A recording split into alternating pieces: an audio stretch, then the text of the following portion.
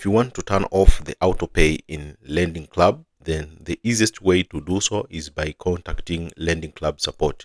And you can do it by just going to this contact us page.